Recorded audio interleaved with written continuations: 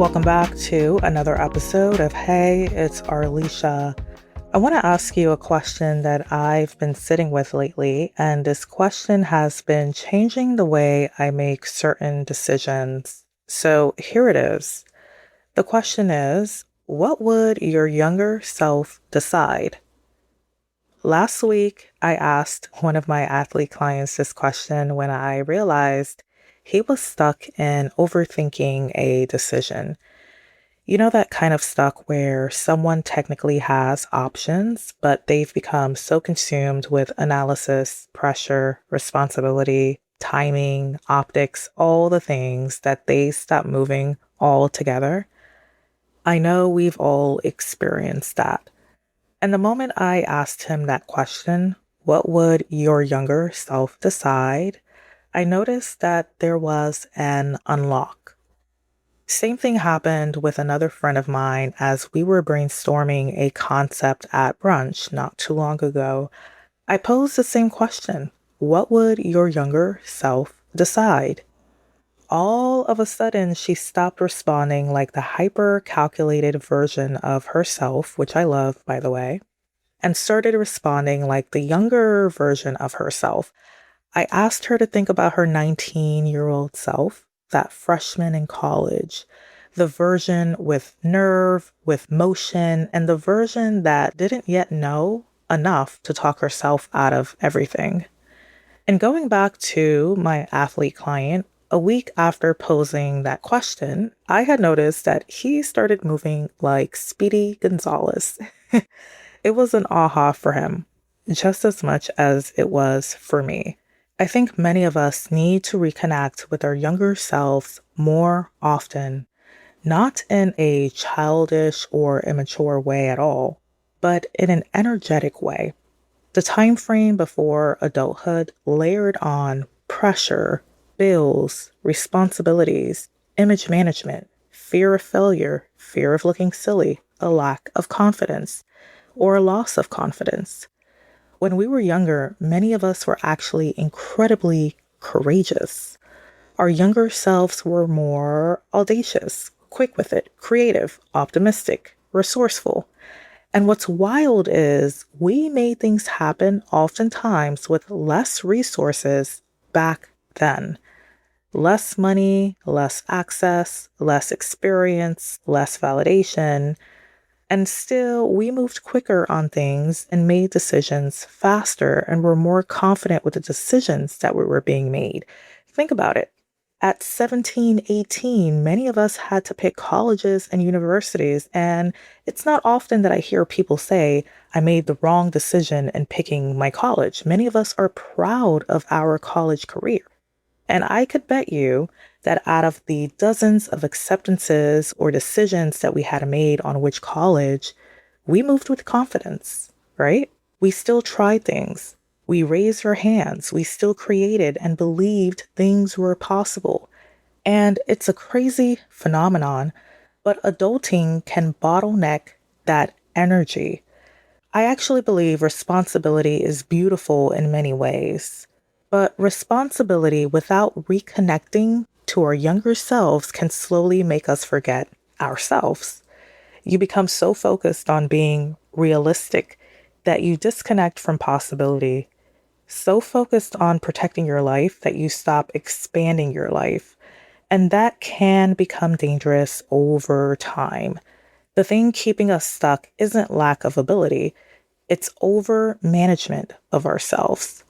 We become over-curated, over-calculated, overly concerned with getting everything right. And social media doesn't help with this either. Meanwhile, your younger self would have just gone for it. Now, let me be clear. I'm not saying your younger self had all the answers. Absolutely not. Wisdom that you're gaining in your adult years as a professional or entrepreneur matters. Experience matters. Discernment matters. But I do think there are certain qualities we had when we were younger that are worth revisiting today in our adult years, especially when we feel stuck, feel disconnected from ourselves, or when life starts feeling heavier than it should.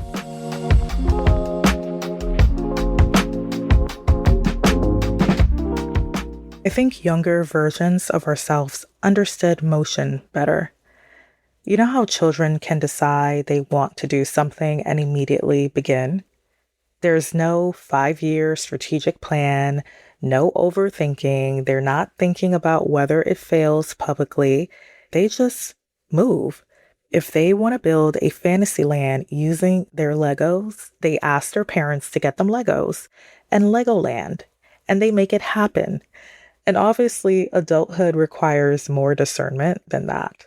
But I think many adults have swung too far in the opposite direction. We've become so cautious that we've lost momentum, so thoughtful that we've become stagnant. And I had to check myself on this too. There have absolutely been moments just recently where I felt myself becoming more hesitant than the younger version of me would have been. The younger version of me moved to opportunities with excitement. She introduced herself to people. She tried things before she felt fully ready. She figured things out on the way. A lot of the life I have today came from the courage of the earlier versions of myself, not the overthinking. And we really do forget that. We think adulthood means becoming an entirely different person, when really the goal may be integration. Integration looks like keeping the wisdom you're gaining as an adult while reconnecting to the spark you started with or the spark you had in your younger days. That's the balance, or the harmony, should I say. Your younger self may not have had your current experience, but they probably had something equally valuable. They had belief and nerve. Belief before disappointment, belief before burnout, belief before comparison, belief before life taught you to hesitate. That version of you still matters, and that version of you is still there. The funny part is we talk so much about healing our inner child that we forget that there are parts of your younger selves that don't need healing. They need remembering. Your younger self is holding clues about what excites you, how you naturally move, what brings you alive, what you cared about before survival mode took over. Maybe your younger self loved performing, and today that translates into leadership and speaking in the boardroom. Maybe they loved creating, and now that translates into you being a content creator. Maybe they loved organizing people. Maybe they love storytelling. Maybe they move through life with more bonus than you currently allow yourself to. That's worth paying attention to and taking inventory of as we go through this adulting season of our lives, which is a very long season. You are an adult longer than you are a child. Lately, I've started asking myself this question more often. What would the younger version of me do here? Would she wait another 6 months to send the email? Probably not. Would she overthink posting the idea? Probably not. Would she convince herself she needed more credentials before trying? Probably not. That question alone is enough to get me moving again. Growth is not about abandoning who we were when we were younger. It's about becoming wise enough to reconnect with the best parts of ourselves intentionally. If you've been feeling stuck lately, overwhelmed, disconnected, overly cautious, I want you to pause and ask yourself, what would my younger self decide?